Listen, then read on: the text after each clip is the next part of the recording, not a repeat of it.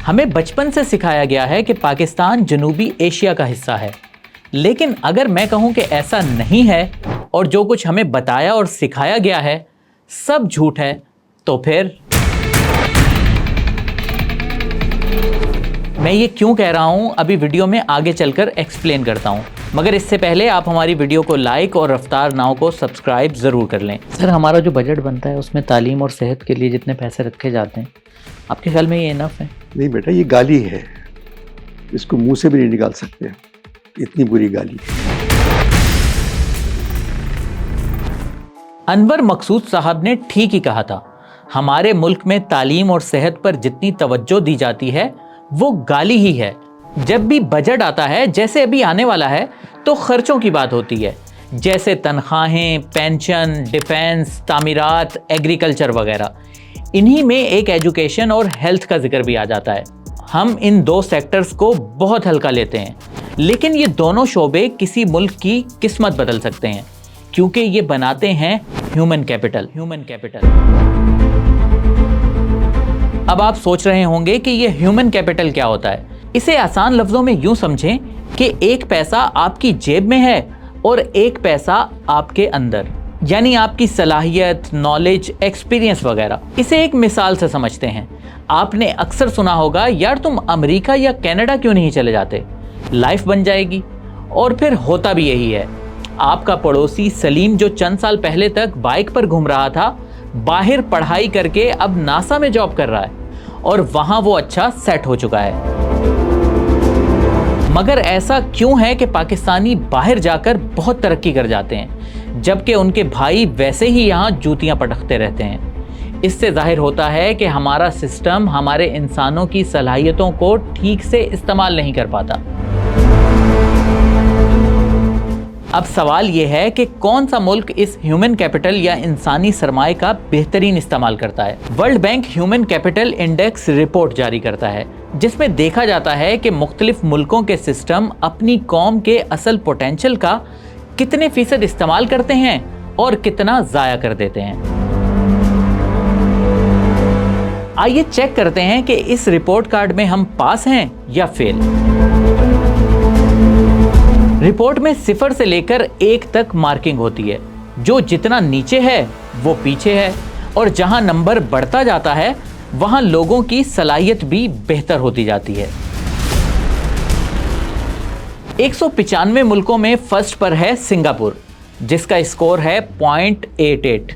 ये इस इंडेक्स में सबसे ज्यादा है। मतलब ये कि सिंगापुर में पलने बढ़ने वाला हर शख्स अपने पोटेंशियल का 88% अचीव कर लेता है, जो वाकई कमाल है। अफ्रीकी मुल्क रिपब्लिक ऑफ सेंट्रल अफ्रीका का भी इस लिस्ट में पहला नंबर है, मगर नीचे से, जिसका स्कोर है 0.29।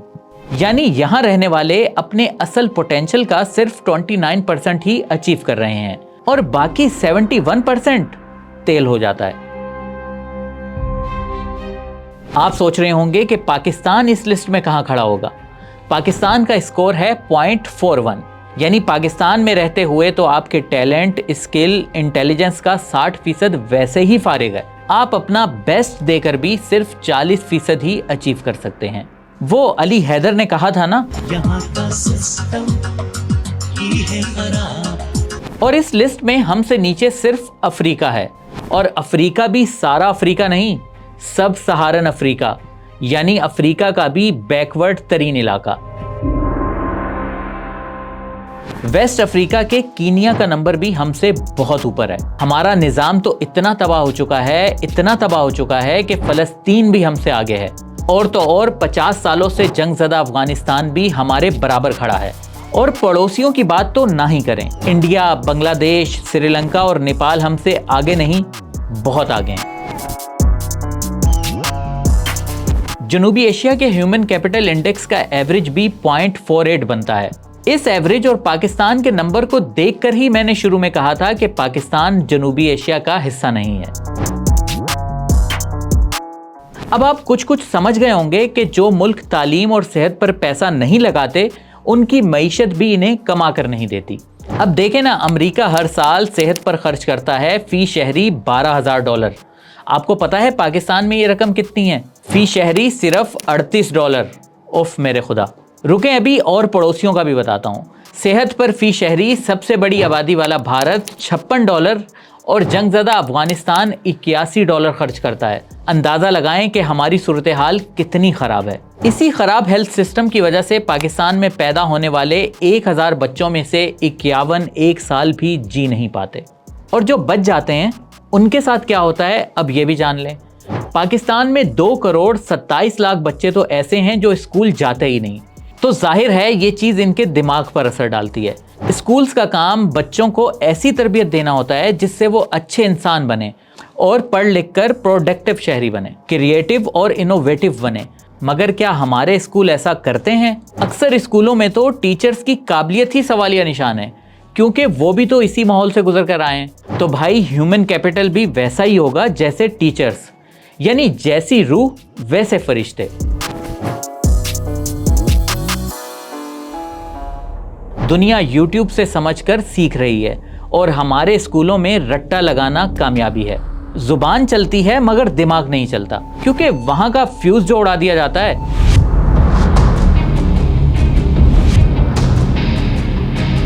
नाउन की डेफिनेशन आती है? नाउन की नहीं आती। क्या होता है CAT?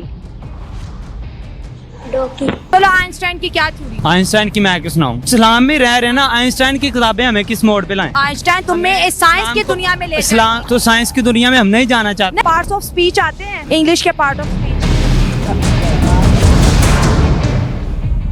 10 साल की उम्र के बेशतर बच्चे ऐसे हैं जो उर्दू हो या अंग्रेजी ठीक से एक पैराग्राफ भी नहीं पढ़ सकते, इल्ला माशाल्लाह। ये तो चलें बच्चे हुए, कॉलेज और यूनिवर्सिटियों का हाल भी मुख्तलिफ नहीं। ये तो असल में डिग्रियां बांटने और बेरोज़गार बनाने की फैक्ट्रियां हैं।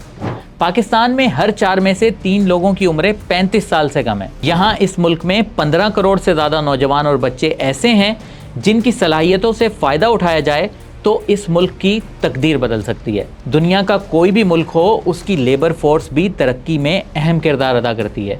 पिछले 20 सालों में चीन की लेबर प्रोडक्टिविटी में 8.5% इजाफा हुआ है। इंडिया में 5.7 और बांग्लादेश की लेबर फोर्स ने 3.9% इम्प्रूव किया है। और पता है कि पाकिस्तान में ये कितना बेहतर हुई है? सिर्फ 1.5%। जाहिर है जब अपने ह्यूमन कैपिटल पर इन्वेस्ट ही नहीं करेंगे तो फिर यही होगा। इस सिस्टम में भी अगर कुछ लोग स्ट्रगल करके हिम्मत करके कुछ बन भी जाएं, जैसे डॉक्टर्स, इंजीनियर्स, IT एक्सपर्ट्स, तो वो भी मुल्क से बाहर चले जाते हैं। ये होता है ब्रेन ड्रेन। हर साल पाकिस्तान से 6 लाख स्किल्ड और काबिल लोग मुल्क से बाहर जा रहे हैं, और ये जाते कहाँ हैं? उन मुल्कों में जहां इंसानों पर इन्वेस्ट किया जाता है। सिंगापुर की मिसाल देता हूँ। ये सिर्फ 734 मुरब्बा किलोमीटर का मुल्क है। ये कितना छोटा है इसका अंदाज़ा इस बात से लगाएं कि कराची 3,500 मुरब्बा किलोमीटर पर फैला हुआ है, यानी एक कराची में 5 सिंगापुर आ जाएं। लेकिन सिंगापुर की एक्सपोर्ट्स देखें, $350 अरब। पाकिस्तान की टोटल एक्सपोर्ट्स हैं $30 अरब।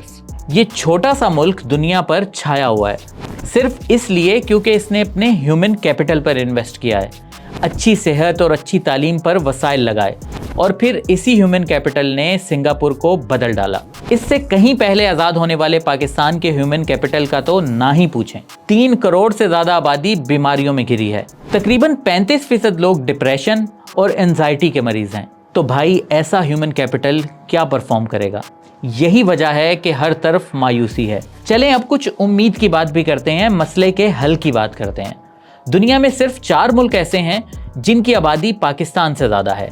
एक चीन, फिर इंडिया, अमेरिका और इंडोनेशिया। आप जानते हैं कि दुनिया के GDP में इन 4 मुल्कों का शेयर कितना है? तकरीबन 45%। और दुनिया के 5वें बड़े मुल्क यानी पाकिस्तान का शेयर है सिर्फ 0.4%। इससे अंदाज़ा होता है कि किसी मुल्क की आबादी उसकी कितनी बड़ी कुव्वत बन सकती है, मगर उसी सूरत में जब इसका हेल्थ और एजुकेशन सिस्टम ठीक काम कर रहा हो। इसीलिए हमें अपने तालीमी निज़ाम को प्रॉब्लम सॉल्विंग बनाना होगा।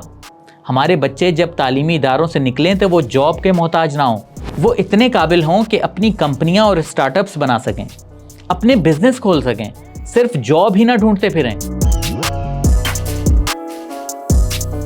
इसके लिए सबसे पहले हमारे सियासतदानों को अपना रवैया बेहतर करना होगा। इनका हाल तो ये है कि वो पावर में आकर सिर्फ वो काम करते हैं जिससे उन्हें दोबारा वोट मिले। तभी वो नौकरियां बांटते हैं, सड़कें, पुल, मोटरवेज बनाते हैं और हेल्थ और एजुकेशन को घास भी नहीं डालते, क्योंकि इसके रिजल्ट्स फौरन दिखाई नहीं देते।